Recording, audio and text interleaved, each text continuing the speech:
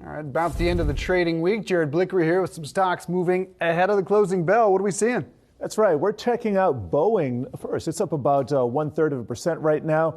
And the industrial giant getting a boost on news that Air India close to a deal to buy 150 737 MAX jets, with 50 of those to be delivered immediately up front. Though our aerospace board is mainly red today. Boeing supplier Spirit Aerosystems is also in the green, got a little bit of a boost off that number as well. Meanwhile, we got to check out the EV space. Now, we're seeing mostly green, but not in terms of some of these Chinese stocks. Those would be clustered over here. We're seeing, for instance, some of these stocks such as Li Auto down 13%, NIO down 5%, Lucid Motors down 2%. And that says, I'm not seeing any fundamental news right here, but Lucid Motors is at an all-time low right now. And that's trading, all of these are up more than 50% from their highs, except Lucid. So let's take a look at that stock right now. If we check out a max chart, you can see there it is camping out below $10 per share. And I believe that deal came via a SPAC. So a little bit of luck there. We'll have to see what happens with that.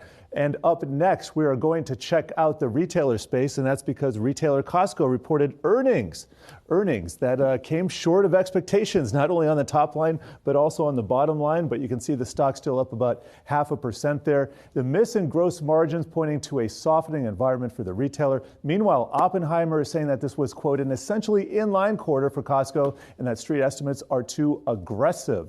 Now, finally, in home builder news, well, actually not home builder, but home furnishing news, we want to check out RH, formerly Restoration Hardware. That stock is up 3% after earnings.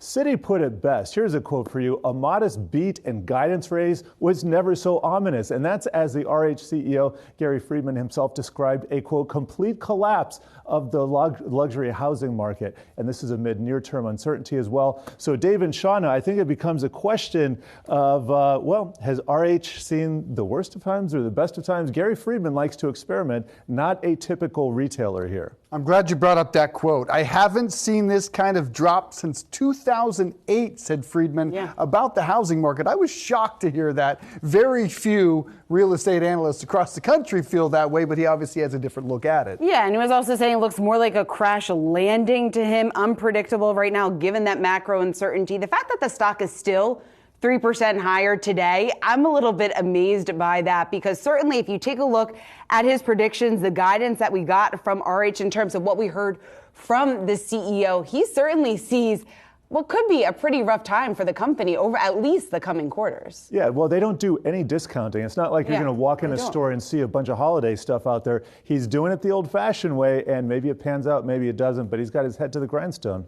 I will say that. We will see how the slowdown in housing affects RH going forward. Jared Blikre, thanks so much.